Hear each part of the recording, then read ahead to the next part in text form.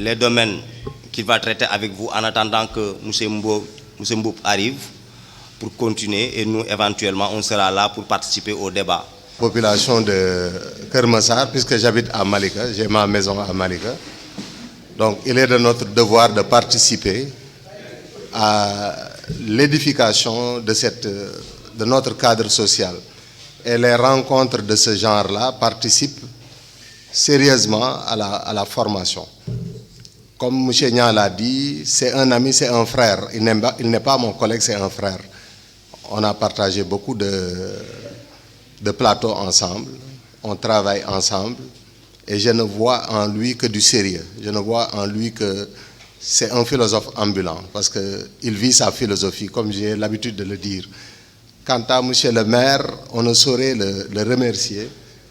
Je transmets aussi mes remerciements au coordonnateur, notre collègue aussi qui est prof de mathématiques, de dire au maire combien ce geste est assez important pour la jeunesse.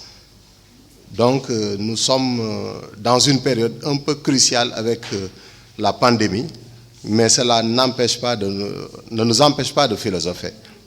Ne nous empêche pas de philosopher dans la mesure où, si on veut aborder le problème de la philosophie, on dira toujours, vous l'avez vu dans les classes, que la philosophie est une réflexion sur la totalité. Et réfléchir sur la totalité, cela n'épargne pas cette pandémie qui est en train d'hanter nos sommeils. Donc, on va essayer, c'est par je ne sais pas, un lapsus ou bien, moi j'aimerais mieux dire, on va vous donner un viatique, comme on dit en Wolof, yobel, que de faire une synthèse. Ce serait même vraiment, à mon avis, qui est humble, être prétentieux qu'un programme qui se déroule en 9 mois, de vouloir le dérouler en 4 heures ou bien en 3 heures. Nous sommes là en train tout simplement, parce que des choses ont été faites, nous sommes là pour encadrer, pour vous permettre de vous remémorer, pour vous permettre de vous souvenir et d'essayer de donner quelques orientations, que ce soit du point de vue du contenu, qui est extrêmement important, mais aussi du point de vue méthodologique. Parce que le jour de l'examen, vous serez examiné sur la base d'épreuves où on vous demandera soit de disserter, soit de commenter. La chose la plus importante, c'est de savoir, d'abord et avant tout, comment disserter, comment commenter. Mais cela s'appuie évidemment sur une maîtrise des connaissances que sont les contenus du cours. En réalité, tout le programme de philosophie, moi j'ai l'habitude de le dire, tourne sur une seule notion qu'on appelle l'homme. Tout le programme de philosophie tourne sur une seule notion qu'on appelle l'homme.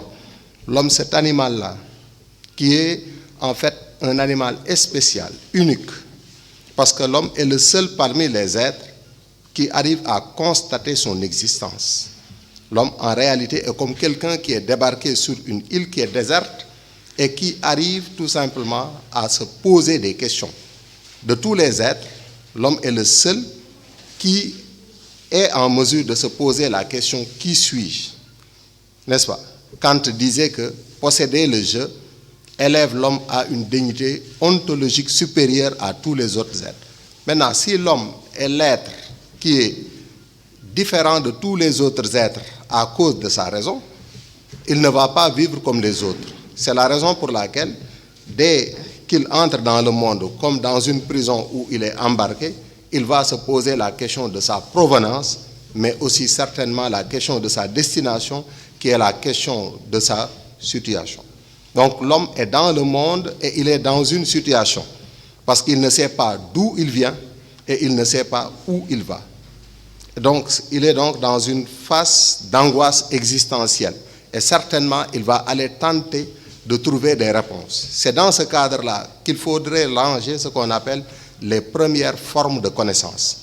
Donc les premières formes de connaissance, comme le mythe, comme la magie, comme la religion, comme l'opinion, comme l'art même, ont tenté d'apaiser l'inquiétude de l'homme, parce que l'homme est dans le monde, il n'a pas demandé à venir au monde, et il est embarqué dans le monde, et il a besoin de repères. Mais le constat que nous avons fait, c'est que ces premières formes de connaissance, qu'on appelait communément le mythos, c'est-à-dire le mythe, la magie, la religion, l'opinion et l'art, étaient des formes de connaissance qui commandaient à l'homme de vivre au lieu de réfléchir. C'est-à-dire, c'était des formes de connaissance qui donnait à l'homme la vérité. L'homme n'avait pas besoin d'aller chercher la vérité parce que le mythe prétend posséder la vérité. La religion aussi prétend posséder la vérité.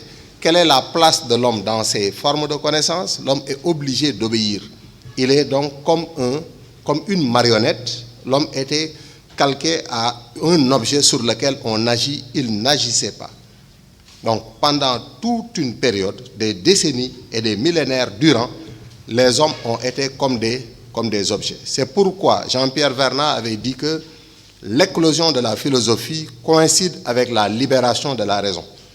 Ce qui veut dire que durant la période pré-philosophique, j'entends la période avant la philosophie, l'homme était là, sa raison, elle était là, elle n'était pas absente, mais l'homme n'utilisait pas à outrance sa raison. C'est pourquoi on dit que la période pré-philosophique est une période caractérisée par ce qu'on appelle le somnambulisme intellectuel.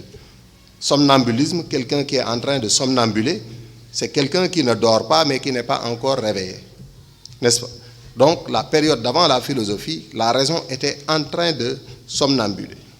Jusqu'au moment où des penseurs à Millet ont senti la nécessité, ont senti une insatisfaction et se sont dit, nous ne voulons plus d'une connaissance donnée, mais nous voulons d'une connaissance acquise. À partir de ce moment, l'homme devient le centre du dispositif et va donner sens et valeur à son existence. C'est ce qu'on appelle l'homme devient la mesure de toute chose. Si on regarde la philosophie nietzschéenne, cette étape qui passe de la période pré-philosophique que j'ai caractérisée comme étant le somnambulisme intellectuel à la période philosophique qu'on caractérise comme le logos critique, qui est le réveil de la raison, Nietzsche nous dit que cette période peut être formulée sur la métaphore des 3 étapes. L'esprit donc était d'abord un esprit chameau, et le chameau, tout le monde sait que c'est un animal fort qui aime porter des fardeaux. Donc les hommes ont commencé par porter le poids des valeurs déjà établies. Une fois le chameau endosse la charge et il se lance dans le désert, le chameau va se transformer en lion. Et le lion, c'est quoi? Le lion, c'est la rébellion, c'est la force. À partir de ce moment-là, on a ce qu'on appelle l'esprit critique. La philosophie commence par le fait de vouloir remettre en question. C'est pourquoi on dit que en philosophie, aucune vérité, si vénérable soit-elle, n'est recevable avant d'être passée au tribunal du logos critique. Donc toute vérité, pour être admise, doit passer au tribunal du logos critique. Si nous partons de ce principe que l'esprit était d'abord l'esprit chameau, l'esprit s'est transformé en lion. Le lion n'est pas encore philosophe.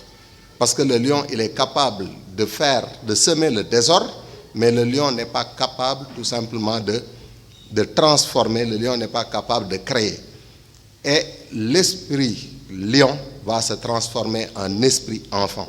Et l'esprit enfant, c'est exactement ce qu'on appelle la philosophie, c'est l'innocence primitive. Donc, la philosophie, elle a commencé lorsque les hommes ont renoncé aux explications de type mythique, magique, religieuse, pour adopter les explications de type rationnel. Il y a un changement, et ce changement-là, c'est qu'on est passé d'une période où on agissait sur l'homme à une période où maintenant c'est l'homme qui agit, parce que c'est l'homme qui est au centre du dispositif et qui donne sens et valeur à son existence. Donc, c'est l'avènement de la raison, c'est l'avènement du logos critique, c'est l'avènement de la rationalité.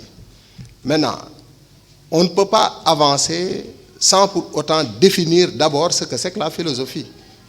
Une fois qu'on montre le contexte dans lequel la philosophie est née, il faudrait qu'on arrive à définir qu'est-ce que c'est que la philosophie. Et définir la philosophie serait une tâche vraiment ardue, dans la mesure où c'est une discipline dans laquelle on peut trouver bel et bien une définition, contrairement à ce qu'on nous apprend, n'est-ce pas? Mais la philosophie a une discipline, a une définition. Seulement sa définition, c'est une définition conceptuelle.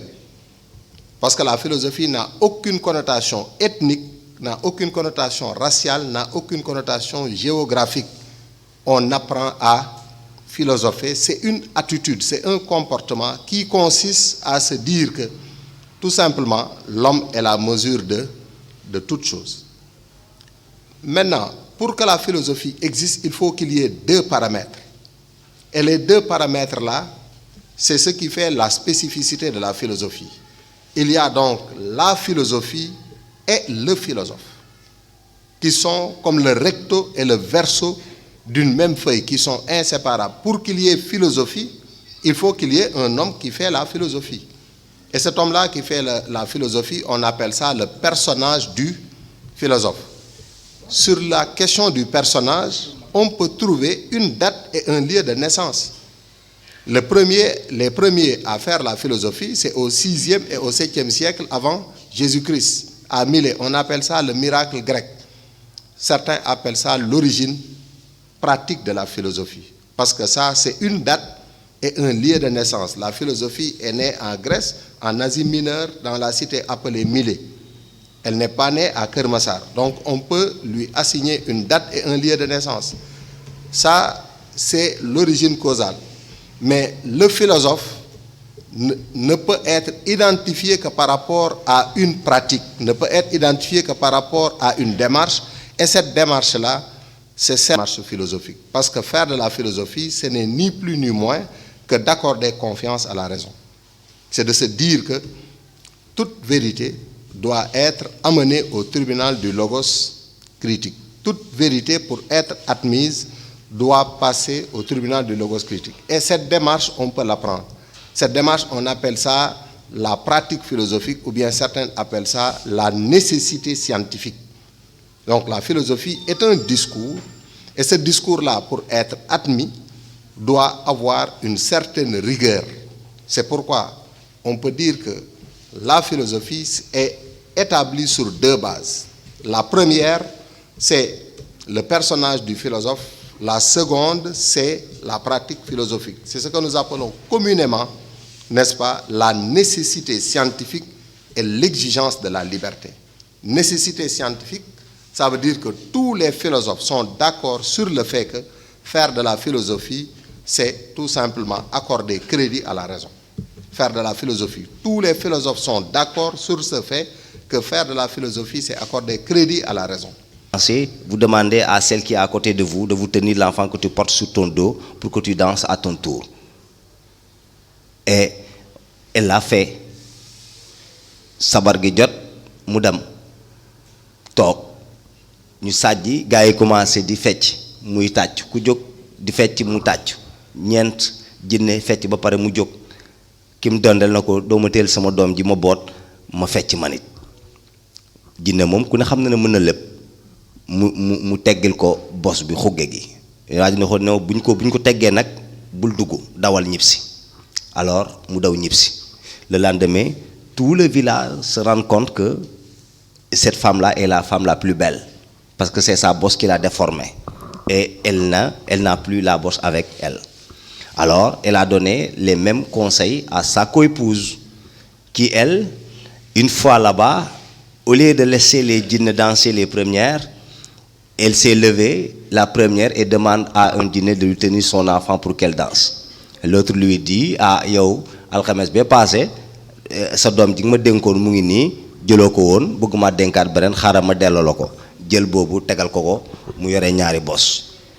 Ouais donc, alors elle porte finalement deux bosses, ce qui était véritablement une honte pour elle.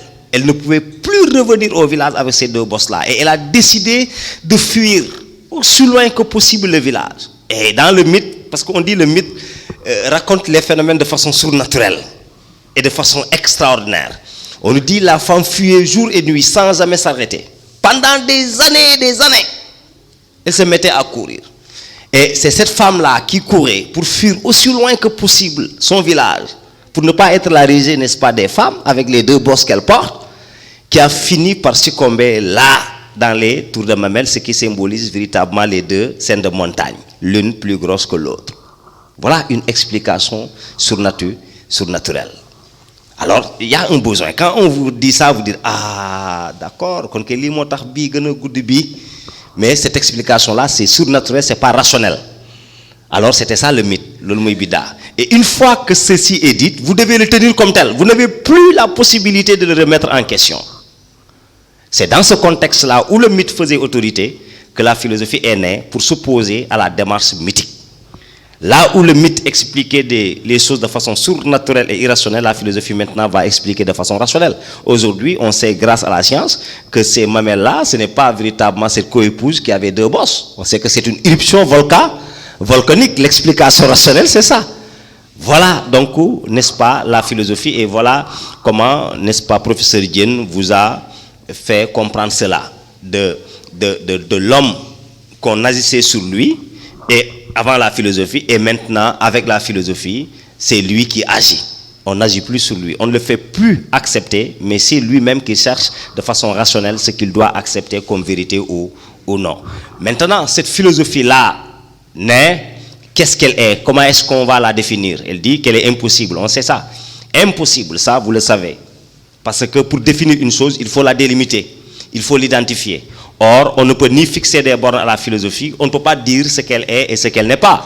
Donc, d'où impossibilité à la définir. Donc, chacun maintenant va la définir en fonction de ses orientations doctrinales.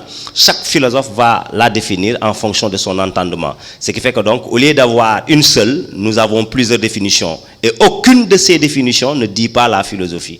C'est pourquoi chaque philosophe, jusqu'à aujourd'hui, jusqu'à nous, ici, aujourd'hui, le 25, n'est-ce pas, nous avons aussi la possibilité de proposer une définition à la philosophie. Maintenant, si on ne peut pas trouver une définition consensuelle, au moins on peut la caractériser. C'est ce qu'elle essaie de faire. Qui est Mousseignant, on ne peut pas définir Mousseignant. Parce que chacun peut donner sa conception de Mousseignant. Pour certains, Mousseignant est bon. Pour d'autres, il est mauvais. Pour certains, il est beau. Pour d'autres, il est vilain. Pour certains, il est etc. Ce qui fait que donc, nous n'avons pas de consensus. Mais même si nous ne sommes pas d'accord pour définir Mousseignant, alors au moins nous serons d'accord, nous pouvons nous tomber d'accord, n'est-ce pas, pour caractériser qui est Mousseignant. Caractéristique. Ça veut dire donc, Mousseignant, xamuñ de nan la mel waye mën nañ xamuñ moy kan de waye mën nañ la wax nu mel. Vous comprenez? En tout cas ku gatt la, en tout cas ku ñuul la, en tout cas c'est un philosophe. Ça veut dire vous donnez des choses qui ne changent pas. C'est ce qu'on appelle les invariants. Les différentes définitions sont les variables et les caractéristiques sont les invariables. Ça veut dire que la philosophie maintenant se caractérise par quoi? Par une pensée rationnelle, par une pensée critique, par une pensée personnelle, par une pensée rigoureuse, par une pensée qui se veut une démarche vigilante, par une pensée qui se veut objective. Voilà ce qu'il a essayé, n'est-ce pas, de vous faire comprendre. Donc, essentiellement, ce qu'il a défini, c'est philosophie comme réflexion critique. Elle est critique parce qu'elle est personnelle, parce qu'elle est rationnelle. Comme Descartes l'avait dit, la raison est la chose du monde la mieux partagée, parce que chacun en possède. Loolu Descartes wax, moom la Aristote wax, moom la Wolof Njaay di wax naan bu xel doon jaay ci njaba dafay lamb. Bu xel doon jaay ci jaba mooy marché. Waaw, marché ku fi yóbboon xel di jaay kenn du dem na jaama xel. Maa ngi yéen ñoo fi yem mais kenn nangul kenn ëpp la xel ku nekk sam xel da laa doy. Donc puisque c'est une réflexion, c'est une pensée, une forme de savoir qui s'appuie exclusivement sur la raison, elle demande à chacun d'en faire un usage. Le fait d'oser se servir de sa raison, c'est ce qui a amené le professeur Diène à vous faire comprendre que même si Aristote a été le disciple de Platon, il a eu le droit et l'audace de s'opposer à Platon en disant que je l'aime, mais j'aime plus la vérité que Platon. Ce que Platon dit ne concerne que Platon, et c'est ce qu'on dit, toute philosophie est la philosophie du philosophe, et la philosophie de ce philosophe-là, et non la philosophie de tous les philosophes. C'est là où la philosophie sera, n'est-ce pas, en conflit, ou bien sera l'antithèse de la science, si on peut s'exprimer ainsi.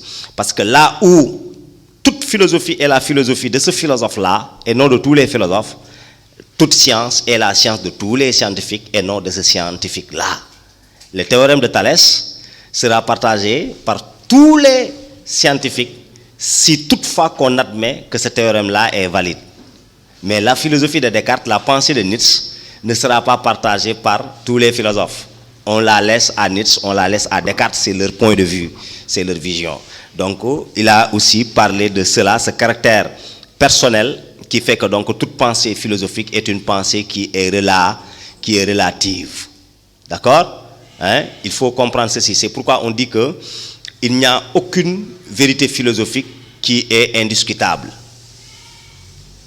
Hein? Hein? Aucune vérité philosophique n'est indiscutable. Je disais très souvent à mes élèves en abordant ce sujet-là, une phrase: la pensée philosophique est une pensée essentiellement critique. La pensée philosophique est une pensée essentiellement critique. Et cette phrase-là, nous pouvons l'interpréter de deux manières. Elle est essentiellement, essence, cela veut dire, essentiellement vient de essence. Essence signifie ce qui fait qu'une chose est ce qu'elle est. Et sans cela, elle cessera d'être ce qu'elle est. Loolu mooy essence. Li tax mbir mi di mbir te buñ ko génnee ci mbir ma dootu doon lim doon. Gis nga l'essence de l'homme. Quand on parle de l'essence de l'homme, ça veut dire li tax nit di nit. Nga xam ne boo ko roccee ci moom dootu doonati nit, leneen lañ ko ooyee lu dul nit. Du dëgg? Li tax mbaam di mbaam te boo ko génnee ci mbaam dootu doon mbaam. Loolu mooy essence, essence. Ce qui fait qu'une chose est ce qu'elle est. Loolu mooy essence. Hein?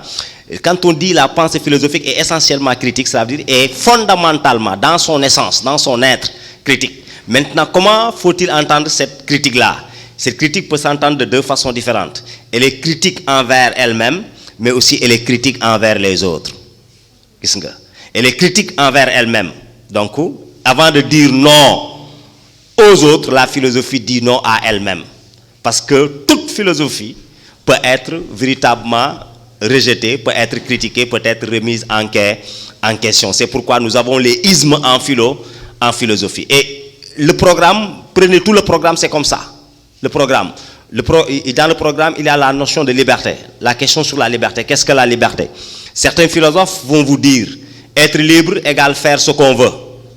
La liberté est dans la manifestation de sa volonté. Les autres vous disent la liberté n'est pas dans la manifestation de sa volonté, mais est au contraire dans le renoncement à la manifestation de sa volonté. Là où vous manifestez votre volonté, vous n'êtes plus libre parce que chacun va manifester cette volonté. Et quand nous assistons à la manifestation plusieurs des volontés individuelles, nous serons forcément dans l'anarchie.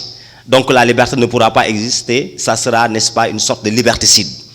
Mais au contraire, pour être libre, il faut renoncer à faire ce qu'on veut et conformer sa volonté à la volonté générale. Autrement dit, être soumis. Et certains vous disent, quand il y a soumission, il n'y a pas de liberté. Être libre, c'est pouvoir faire ce qu'on veut. Les deux leçons, c'est sa thèse, antithèse. Si vous prenez l'État, la même chose. Qu'est-ce que l'État? Est-ce qu'un mal pour les hommes? Certains vous diront, oui. L'État, c'est l'incarnation du mal, c'est une malédiction. L'État est oppresseur, l'État est liberticide. L'État tue les libertés. D'autres vous diront, mais sans État, il n'y a pas de liberté. L'État est nécessaire, l'État est providentiel. Si nous n'avons pas d'État, nous allons vers l'anarchie, etc. Donc toujours deux conceptions. D'accord? Et vous prenez n'importe quelle leçon, c'est comme ça.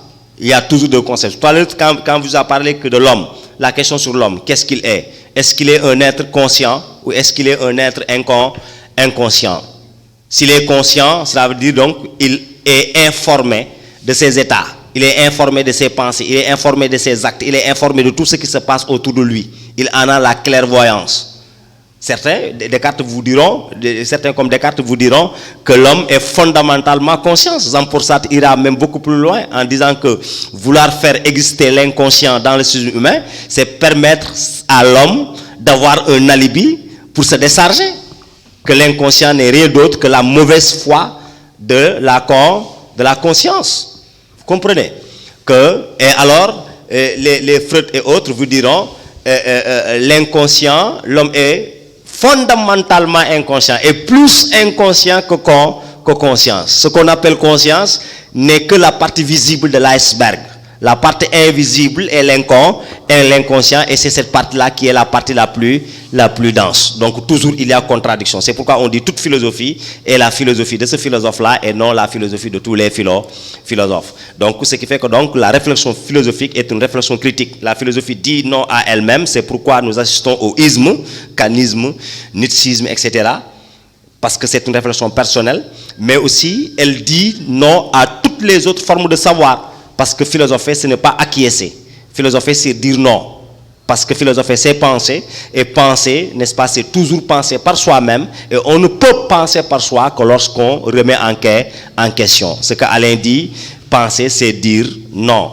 Le signe du oui et le signe d'un dormeur. D'accord? Donc, la philosophie, donc, c'est dans le sens où il y a ce sujet-là qu'on vous dira, philosopher, est-ce douter de tout? Si on vous dit philosopher, est-ce douter de tout, par exemple? Philosopher, est-ce douter de tout? Là, vous ne devez pas dire oui, la philosophie c'est douter de tout, c'est la raison pour laquelle les philosophes ne sont pas d'accord entre eux, Descartes remet en question Platon qui remet... Non, vous sortez du sujet. Ça aussi, vous avez ce problème-là, le problème de discernement et de délimitation, n'est-ce pas, du sujet. Là, on vous demande, est-ce que philosopher c'est douter de tout? Là, vous devez parler de la critique externe et non de la critique interne. Il y a une critique interne, une critique qui se passe entre les philosophes, et une critique externe, une critique que les philosophes, n'est-ce pas, font sur les autres formes de savoir. Donc, philosopher, c'est douter de tout. Le tout, c'est-à-dire la totalité sans exception. Vous montrez que oui, philosopher, c'est douter, parce que le philosophe est celui qui n'admet rien comme tel avant de l'avoir soumis à l'analyse critique de sa raison. Donc, il préfère d'abord suspendre son jugement, retenir son approbation, interroger, questionner pour voir les tenants et les aboutissants, les pour et les contre. C'est pourquoi donc, même ce qui est inquestionnable sera véritablement remis en question. Et Descartes a donné la parfaite illustration, le doute de Descartes, qu'on appelle dans un premier temps un doute hyperbolique, un doute, n'est-ce pas, exagéré. Descartes dit, désormais, je ne vais plus concevoir rien comme tel sans l'avoir soumis véritablement à ma raison critique. Donc là, vous montrez, monsieur Mboup.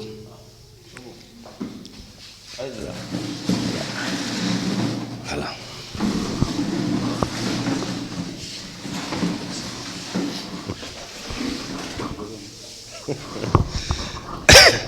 Voilà. Donc, ça, vous montrez carrément que donc, philosopher égale douter donc de tout. Et maintenant, vous donnez les raisons pour lesquelles, vous donnez les arguments pour lesquels, comme on l'a dit, parce que le philosophe, ce n'est pas celui qui consent. Voilà. Ou bien c'est celui qui ne consent que lorsque sa raison consent d'abord. Ça veut dire donc, il n'admet rien comme tel si sa raison ne passe pas par, n'est-ce pas, cette analyse critique. Tout soit soumis au crible de la raison critique. Et maintenant, vous pouvez relativiser en montrant que est-ce que douter de tout serait possible? Voilà. Est-ce qu'on a la possibilité de douter de tout? Doit-on aussi douter de tout? A-t-on la possibilité ou bien a-t-on l'obligation, le devoir de douter de tout? Il y a certaines choses qu'on ne peut pas douter. Parce que ces choses-là sont des choses indubitables dans la mesure où la raison n'a pas les possibilités pour véritablement chercher dans ces choses-là. C'est ce qu'il a dit tout à l'heure avec Kant, que la raison donc a des limites pour montrer que religion et philosophie peuvent se compléter. Comprendre et croire ne sont pas si contradictoires qu'on le pense. Ce qu'on ne peut pas comprendre, on peut le croire. Et ce qu'on ne peut pas croire, on peut le comprendre. Il y a des choses qu'on ne peut pas comprendre parce que ces choses-là, comme le dit Kant, sont en dehors de la spatialité et de la temporalité. Ça veut dire les noumènes. Dans les critiques de la raison pratique, Kant montre carrément que la raison a des limites. La raison humaine a des limites. Et les limites de la raison humaine, c'est l'espace et le temps. En dehors de l'espace et du temps, n'est-ce pas, la raison ne fait que divaguer. Elle ne pourra rien dire qu'on pourrait justifier. Donc vous montrez que donc, si le philosophe use de sa raison pour rechercher la vérité, pour douter, et que si douter c'est penser, il ne peut penser que ce qui est. Et donc, ce qui est, c'est ce qui est, n'est-ce pas, phénoménal, par exemple, dans ce sens-là. Même si, je dis très souvent, la définition de l'être, du réel, ce qui est et qui peut être perçu par les sens, cette définition-là est trop scolaire, quoi. Parce qu'il y a des réalités qui ne peuvent pas être perçues par les sens, mais qui peuvent être perçues par l'intellect. La définition complexe serait de dire le réel est ce qui est perceptible par les sens ou par l'intellect. Vous comprenez? C'est la bonne définition. Il y a des choses que nous pouvons comprendre rationnellement et qui existent, mais que nous ne pouvons pas saisir par les sens. mais qui sont des réalités. Donc voilà, mais Kant quand même montre que ces choses-là qu'on dit, n'est-ce pas, nouménales, ne sont pas à la portée de la raison. Donc il faut en douter, sert à quoi? Ne faut-il pas les admettre comme telles? Par exemple, des vérités religieuses, etc. Autrement aussi, on peut dire que même douter de certaines vérités, pour le philosophe, peut s'avérer une entreprise très périlleuse, très risquée, du fait de leur caractère sacré. Il y a des choses que la société elle-même ne permet pas qu'on les remette en question. La religion elle-même n'autorise pas qu'on les remette en question.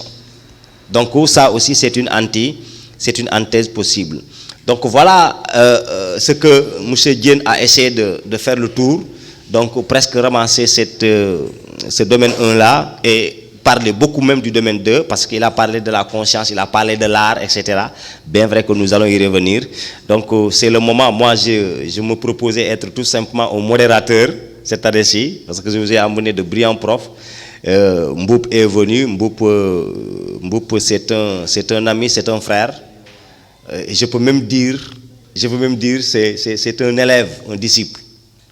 Parce qu'il m'a dit plus tard quelque chose que je ne savais pas. Je ne l'ai jamais eu ce n'était pas mon élève carrément, n'est-ce pas directement, mais il a été indirectement. Et depuis lors, on s'est connus. Et c'est un jeune de votre génération, mais qui est bon, qui assure véritablement. Donc Mboup, nous avons démarré. Nous allons vous laisser continuer avec le domaine 2, ou bien attaquer directement si vous voulez, on vient aux 2 derniers domaines. Hein? Vous voulez qu'il aborde quoi? Hein? Domaine 2. Voilà. Donc Mboup, vous avez la parole. C'est la question, qu'est-ce que l'homme? Quand on s'interroge sur la vie sociale, la question centrale qui caractérise la vie sociale de ces élèves, c'est la question de savoir qu'est-ce que l'homme? Qu'est-ce que l'homme? Et la réponse que l'on donne souvent par rapport à cette question peut sembler peut-être prétentieuse parce qu'il n'est pas facile de dire exactement ce qu'est l'homme, mais on peut, à partir de 2 concepts que vous connaissez tous, c'est le concept de nature et de culture. On fait recours souvent à la notion de nature et à celle de la culture pour définir effectivement l'homme. Et il y a un philosophe, sociologue, anthropologue qui vient de fêter ses 100 ans, Edgar Morin, qui définit l'homme automatiquement comme un être bioculturel. Que l'homme est d'abord un être naturel, mais aussi l'homme est également un être culturel. Mais ces élèves, lorsque l'on parle de nature, vous savez très bien que c'est un concept polysémique. C'est une notion qui a une multitude de définitions, mais je vais me contenter seulement de 3 définitions. Quand on parle de nature, il y a d'abord ce qui est en nous et qui relève de notre origine biologique. Ce que l'on appelle l'inné. C'est avec quoi l'être né. Il y a aussi la nature au sens du monde extérieur. Ce qui renvoie au paysage, ce qui renvoie au ciel étoilé, ce qui renvoie également à l'eau, ce qui renvoie aux arbres, tout ce qui nous entoure, et qui n'ont pas été créés par nous-mêmes. Il y a aussi la nature au sens de nature humaine, ce qui caractérise l'homme. Et je reviendrai sur ça.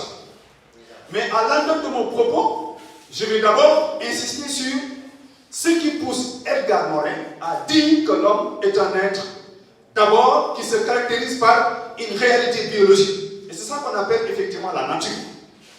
Par nature, on entend tout ce qui est en l'homme ne relève pas de sa création. Autrement dit, tout ce qui existe et qui est indépendant de l'homme. C'est notre constitution biologique. Ce que nous avons en commun avec les autres êtres vivants. Ce que nous partageons avec tous les gens. Ce qui relève de notre origine biologique. Ce que nous avons acquis, de manière entre guillemets, ce que nous héritons effectivement de notre espèce humaine. Ce que l'on appelle véritablement l'héritage biologique. Même si on utilise le terme hérédité biologique. hérédité biologique. Mais pourquoi Edgar Morin dit que l'homme est un être bioculturel? Parce que tout simplement le comportement de l'homme, l'action de l'homme, relève à la fois de la dimension biologique, parce que pour que l'on puisse parler de culture, il faut d'abord une réalité biologique, et c'est cette réalité biologique-là, transformée, élevée en cette dignité humaine, qui fera effectivement que l'on parle tout simplement de la fonction transformatrice de la culture. Cela veut dire quoi? Cela veut dire que si l'homme était seulement un être naturel, que si l'homme était seulement un être purement biologique, l'homme ne serait pas humain. Erasme de Rotterdam le dit. On ne naît pas homme, mais on le devient. On devient homme par des conditions fondamentales que sont d'abord l'éducation. L'éducation, je rappelle précisément que l'éducation est un aspect de la culture. L'éducation est un fait culturel. Parce que l'éducation relève de l'apprentissage. C'est l'ensemble des conventions, des valeurs, des normes propres à une société, à partir desquelles effectivement l'individu se lève pour devenir humain. Donc l'éducation, comme le dit Emmanuel Kant, l'éducation c'est ce sans quoi l'homme ne serait pas humain. Autrement dit, en dehors de l'éducation, l'homme serait comme un animal. Autrement dit, l'homme serait comme un être qui agit instinctivement et biologiquement. Autrement dit, tout le comportement de l'homme, toute l'action de l'homme serait déterminée tout simplement par son instinct animal. Mais pour éviter que l'homme effectivement ne soit pas comme un être biologique, purement biologique ou purement instinctif, il faut fondamentalement la culture. Donc la culture c'est ce qui transforme l'animalité en humanité. La culture c'est ce qui nous fait passer de l'animalité en humanité. Donc la culture c'est ce qui sépare l'homme de l'animalité. Sans la culture l'homme ne serait pas humain. Sans la culture l'homme ne serait pas un être réalisé. Sans la culture l'homme effectivement ne serait pas un être totalement humain. Pour me répéter. Donc retenez ces élèves que d'accord l'homme se définit par la nature, mais aussi l'homme se définit également par la culture. Et la culture est la dimension la plus fondamentale. Pourquoi? Parce que c'est la culture qui éloigne l'homme de l'humanité. C'est la culture qui permet à l'homme de ne pas agir à partir de son instinct, de ne pas se guider, de ne pas se laisser guider par son instinct animal. L'animal n'agit que par instinct. Il est un être instinctif. L'animal n'est animal. Quand on demande qu'est-ce qui distingue l'homme de l'animal, la réponse est que l'animal naît animal alors que l'homme ne naît pas homme. L'animal naît animal, grandit animal et meurt animal. Or, l'homme ne naît pas homme. Mais l'homme naît avec des potentialités, avec des virtualités. Pour peut-être employer un terme qui nous est familier, l'homme naît avec des applications qu'il faut mettre à jour, comme un téléphone portable. Quand vous achetez un téléphone portable, le téléphone vient avec des applications. Mais ces applications ne fonctionneront qu'à condition de les mettre à jour. C'est la même manière que l'homme naît avec des dispositions, avec des potentialités, avec des virtualités qui doivent être déclenchées par quoi? Par l'intermédiaire de la culture, par l'intermédiaire des autres dans la société. C'est pourquoi l'exemple des enfants sauvages, vous le connaissez tous. Si Victor de l'Aveyron ne pouvait pas être un humain, c'est parce que tout simplement, il a grandi dans un cadre hors de la société. Or, la société est le cadre hors duquel l'existence humaine ne serait avoir une signification valable. Tout ceci pour dire quoi, ces élèves? Pour dire qu'on ne naît pas homme, mais on le devient, mais pour devenir humain, il faut d'abord la culture. C'est-à-dire qu'il faut l'éducation. Il faut les valeurs, il faut également entrer en contact avec les autres, parce que sans les autres, on n'est pas.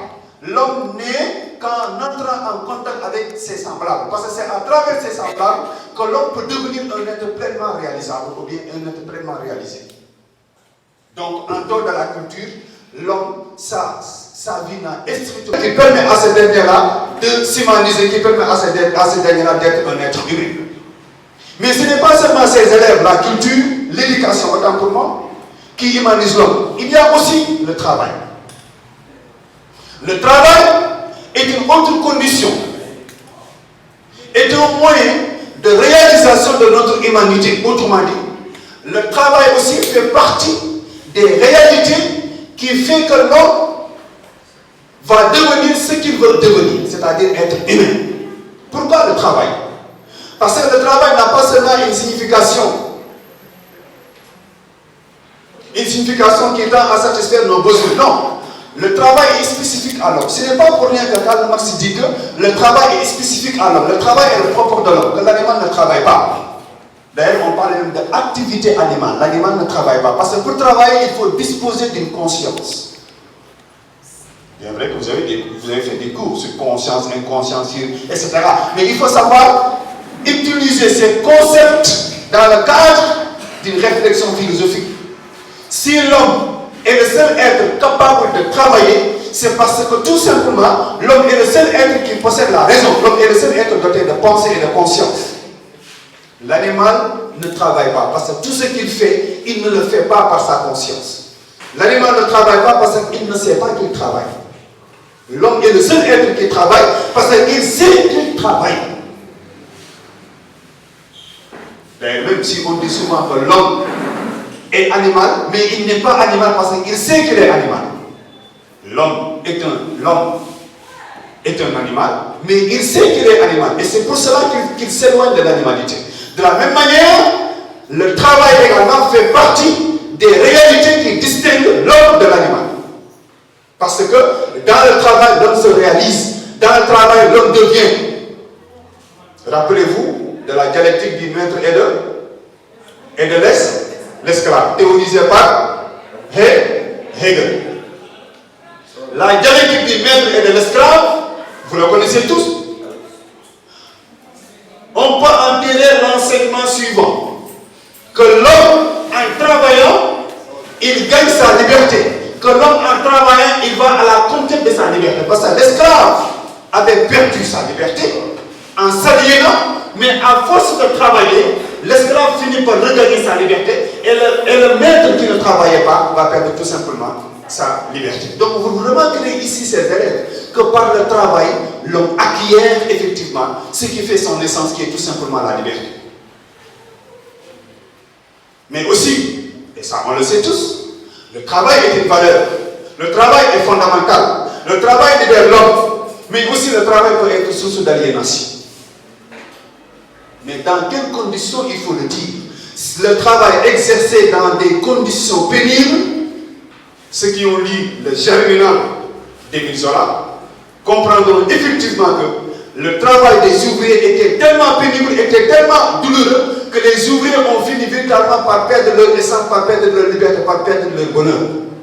Donc le travail, s'il est exercé dans des conditions pénibles, des conditions qu'impose une société capitaliste, l'homme perd tout simplement sa liberté. C'est pourquoi, et là je vais revenir sur ce que vous avez dit tout à l'heure concernant la liberté, qui est une libération, qui est une conquête, que le travail, effectivement, va permettre à l'homme d'être libre, mais à condition ici d'opérer une révolution. Parce que le travail comme aliénation, on ne peut remédier à cela qu'à condition tout simplement d'opérer une révolution, et c'est ce que effectivement prône Karl Marx, qui considère que, d'accord, le travail est source d'aliénation, mais l'homme peut se libérer du travail comme aliénation par une révolution qui va instituer tout simplement une société communiste, une société sans place. Mais retenez ici, ce qui est plus important, ce n'est pas la théorie marxiste. Mais ce qui est important, c'est tout simplement de comprendre que le travail, tout comme l'éducation, permet tout simplement à l'homme de se libérer des contraintes de la nature, mais également de devenir humain. Après le travail, il y a aussi le langage. Par l'éducation, l'homme se libère de la nature et de l'instinct animal. Par le travail, l'homme se libère des contraintes de la nature extérieure. Mais aussi, par le langage, l'homme va avoir accès aux réalités culturelles. Bien vrai qu'on parle d'éducation, on parle de travail, mais c'est par le langage que l'on puisse enseigner à un être humain comment devenir non humain, comment comprendre les valeurs sociales, comment intégrer les normes sociales. Et le langage, vous le savez tous, le langage a une fonction de permettre à l'homme de communiquer. Mais la communication ici, je la considère comme étant une communication fondamentale parce que c'est un canal, c'est un moyen par lequel on acquiert on comprend les valeurs de la société, on comprend les normes de la société. Donc, si l'homme se définit comme un être de culture, si l'homme se définit comme un être qui ne peut pas se réaliser sans la culture, c'est parce que tout simplement, c'est dans la culture et c'est par la culture que l'on devient un être humain. Et la culture ici, il faut l'entendre au sens de l'éducation, au sens du travail, au sens du langage. Or, la culture libère l'homme, la culture permet à l'homme de gagner sa liberté. Si la culture permet à l'homme de gagner sa liberté, alors qu'est-ce que la liberté, chers élèves? Qu'est-ce que la liberté? Est-elle une absence de contrainte ou bien elle se réalise dans les contraintes? Vous le savez tous, on définit souvent la liberté comme étant une absence totale de contrainte.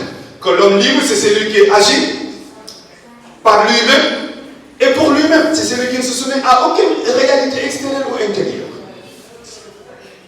Mais est-ce que la liberté peut s'accommoder avec une telle définition qui consiste à faire ce que je veux, quand je veux et où je veux?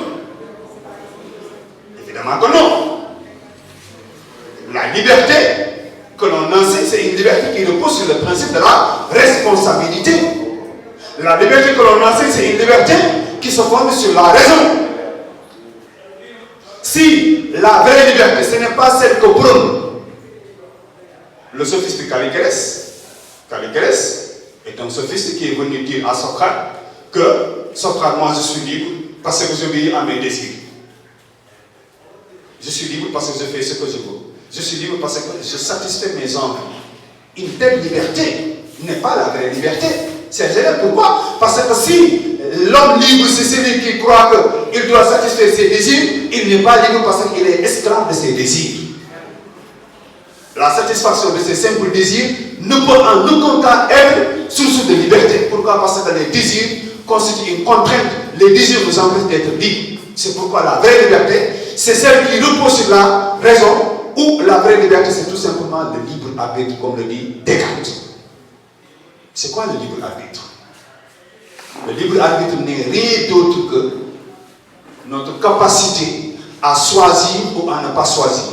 Notre capacité à décider ou à ne pas décider. Notre capacité à dire oui ou bien à ne pas dire oui. Ou bien à dire non. Le libre arbitre, c'est ça.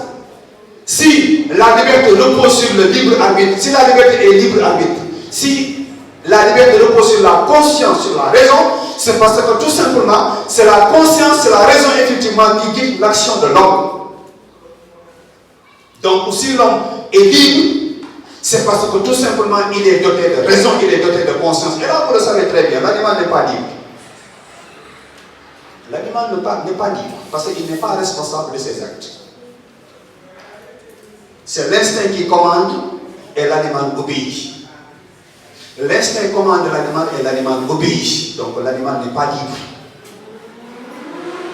Parce que la liberté ne peut exister que là où il y a la responsabilité.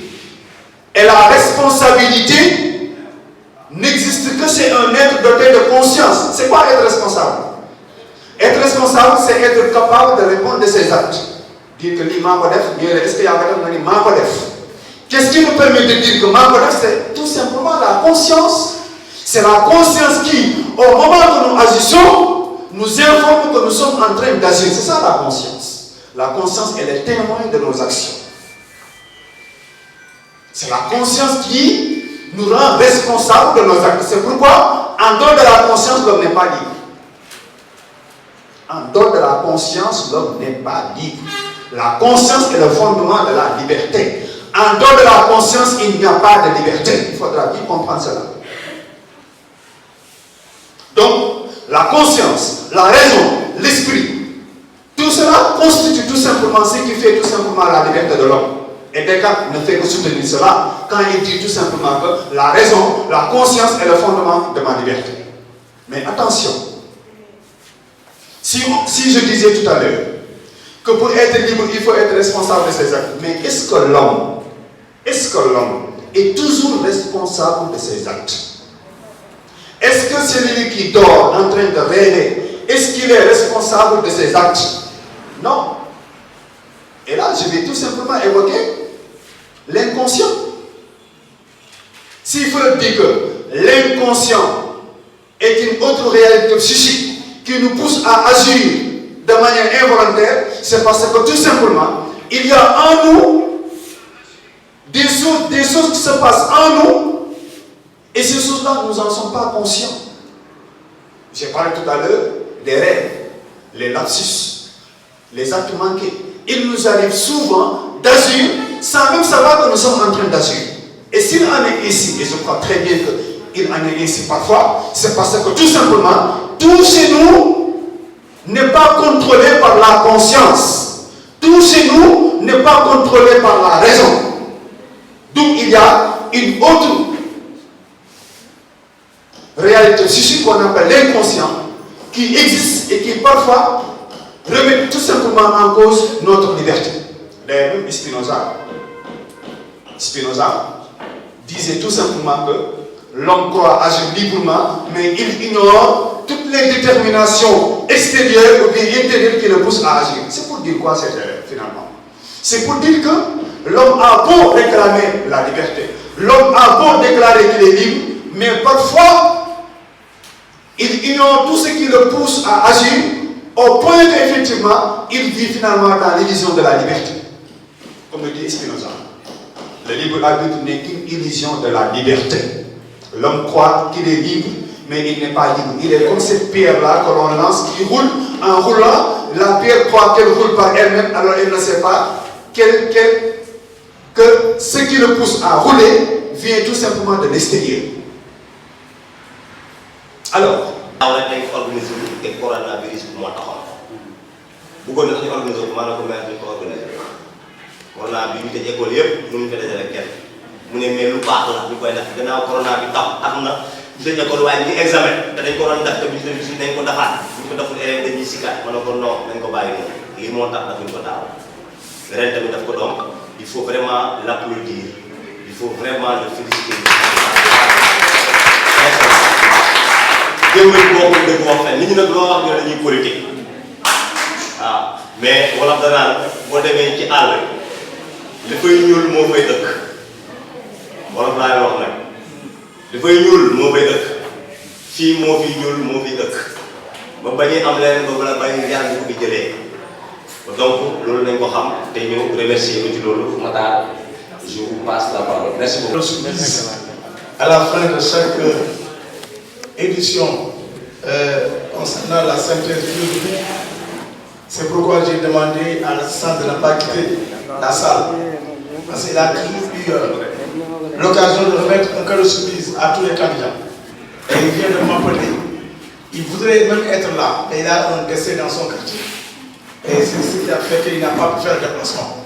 Mais néanmoins, il a tenu à me dire de faire passer l'information ou bien le cadeau surprise que je vais vous donner en fin de séance. Je voudrais tout simplement remercier également les collègues enseignants présents.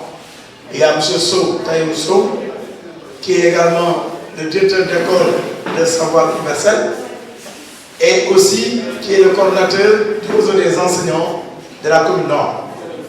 Il y a M. Akandia également, qui est professeur d'histoire géo, qui est membre, le président de la commission administrative du réseau des enseignants, et qui est également professeur au niveau du CN zone de recasement. Et nous avons M. Tchoum, excusez-moi, un grand journaliste qui a une très belle plume, je sais sûrement en philosophie, il est très fort, qui est là également, qui nous a rejoint en cours de route. Et nous avons Mme Seydi, qui est aussi au niveau de l'office du bac, et aussi coordinatrice du réseau des enseignants de la commune sud. Et nous avons M. Moussa Mbaye, Junior, qui est également vice-coordinateur et chargé de la communication au niveau de la commune sud. Et moi, c'est M. Mokhtar Mbaye, le président de la commission d'éducation de la mairie de Kamassar, mais également le chef de cabinet de l'honorable député maire Moussa Mbaye. Donc tout d'abord, je voudrais revenir sur les attestations. Vous savez que le député maire Moussa Mbaye a offert 4668 bourses aux élèves étudiants durant 6 ans. Et aujourd'hui également, il y a une promotion qui est sortie. Et je pense que ces étudiants sont là. Et on voulait faire la remise symbolique. C'est lui-même qui voudrait la faire, mais comme il n'est pas là, nous qui sommes là, nous allons essayer quand même de remettre ces attestations en son nom. Parce que c'est lui qui est à l'origine de ces bourses. Et vraiment, c'est les actes qui concrétisent sa politique éducative. Ce n'est pas pour rien qu'on appelle le maire champion de l'éducation. Voilà, je pense qu'on voulait passer par là. Maintenant, s'il y a des collègues qui voudraient prendre la parole, parce que généralement, après chaque synthèse, il y avait quelques collègues qui apportaient leur contribution. Je ne sais pas si M. Gain, M. Saoul, est-ce que M. Tchou même voudrait parler de la philosophie, ça dépend. Avant que je donne le cadeau surprise qui est là, que je vais remettre tout de suite, en attendant, s'il y a des réactions, ou bien, il n'y a pas de réaction, c'est bon. M. Tchou, c'est bon. Voilà. Une minute, ça va pas mieux.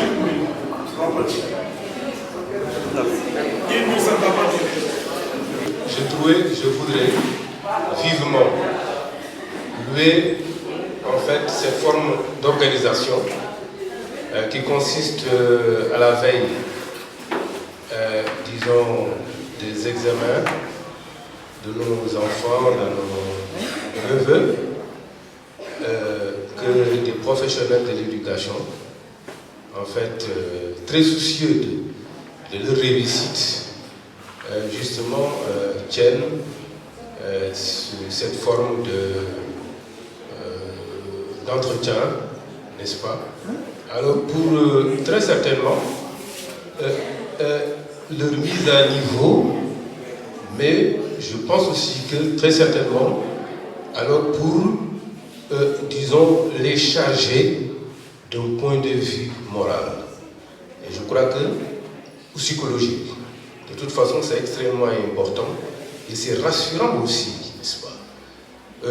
Ce que je voudrais dire, c'est que tout simplement, jusqu'à présent en tout cas, il y a des fonctionnaires de l'État ou du privé, alors imbus du sens du civisme, du sens patriotique aussi, n'est-ce pas? Et qui donc quotidiennement œuvrent, n'est-ce pas, pour le progrès de la société. Parce que ce que vous êtes en train de faire aujourd'hui, de mon point de vue, n'est-ce pas, participe à la construction de notre société, à la construction de notre pays. Et c'est dans ce sens-là, justement, que je loue cette forme d'organisation. Vous avez dit, c'est la 7e édition, n'est-ce pas? Et donc, je termine tout simplement. Alors, en rendant aussi un hommage particulier à M. Mbaye Batar, n'est-ce pas, initiateur, n'est-ce pas, de cette forme d'organisation. Et je pense aussi que, au-delà de lui, il y a, donc vous avez tout de suite cité le maire, le député maire Moustapha Mbaye, et très certainement aussi lui. En fait, il faut le remercier, il faut l'encourager aussi, n'est-ce pas, parce que en fait, c'est dans la tête qu'on construit un pays. C'est dans la tête, n'est-ce pas, en fait, qu'on forge les bonnes consciences, les bons esprits, les bonnes attitudes et les bons comportements, n'est-ce pas? Et celui qui peut-être soutient justement ces orfèvres de la conscience-là, ces orfèvres de l'éducation, je pense que lui aussi, quelque part, alors il doit être encouragé. Je vous remercie. Merci. Et je tiens également à remercier, au nom de l'honorable député M. Mbaye, M. Matagnon, qui vraiment, il a dit, depuis 6 ans, il est en train de faire un travail exceptionnel.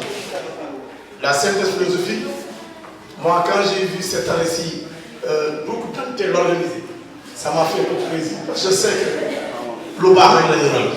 Dans le monde, il y a tout le synthèse. C'est parce que la mairie a demandé. Donc, là aussi, du centre de Grenoble, et aussi, tu travailles sur synthèse. Chaque fois, chaque année, il n'a jamais dit non. Il a toujours fait.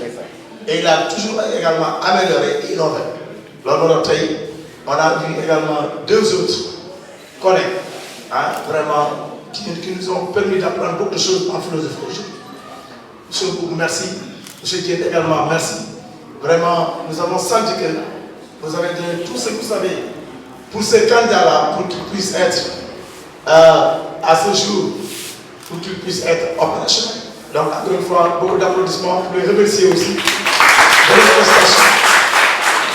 Mais remercier aussi, je l'ai dit tantôt, le maire champion de l'éducation, honorable député maire de Keur Massar.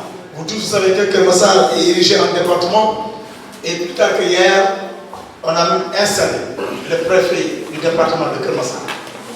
Et vous, en tant qu'élève et étudiant, vous avez un rôle important à jouer.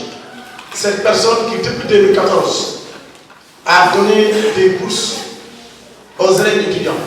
4668 bourses octroyées aux élèves étudiants en 6 ans. Donc je pense que ça mérite vraiment des applaudissements. Il a fait, et également, il a contribué, il a beaucoup fait pour l'élargissement de la cartographie scolaire.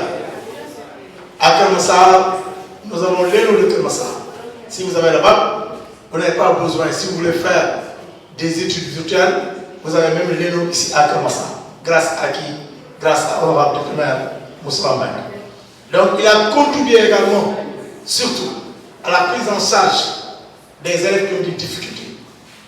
C'est pourquoi, aujourd'hui, ces élèves qui vont recevoir ces attestations-là, ces élèves n'ont rien payé. Tout a été pris en charge par la mairie et ils ont eu des attestations de réussite.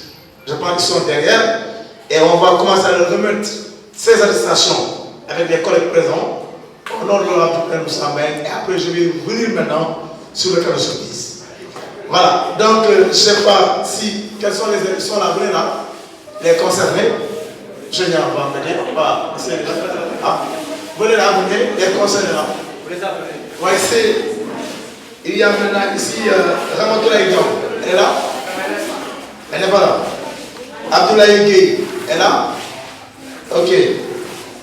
Fodé Kadia Aliou Diaby, il n'est pas là. Madame Khadija Sa. Ok. Pape Modou Manefal, il est là. Voilà, vous venez. Donc, Pape Modou Fall. Oui, monsieur. Vous remettez à l'attestation. Au nom de l'honorable député maire Moussa Mbaye. Voilà.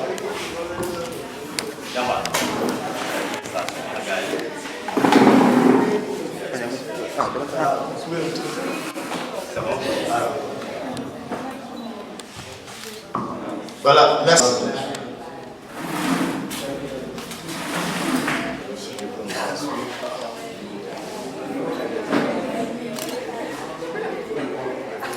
Alors, merci. Est-ce que Mme Diarra Boussongo est là? Non. Maïmouna Diallo? Maïmouna Diallo? Monsieur Bou? Les philosophes vont remettre les attestations.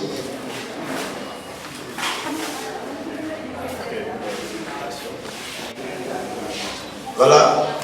Nous avons Khalidiatou Maron, hein? N'est pas là. Khadim John. Voilà, Khadim John, nous expressons. Venez, on va le faire ensemble. Venez, oui. Voilà. Venez. Elle est là. D'accord. Bon. Allez-y. Voilà. Est-ce que quelqu'un peut faire un témoignage? Il va le faire. Quelqu'un avec rapidement un témoignage. Ah, on a fait, c'est bon, hein? Bon. Ah. Bonsoir à tous. Je m'appelle Khadija Sarr, étudiante en master 2 à l'ENO de Keur Massar. Nous remercions M.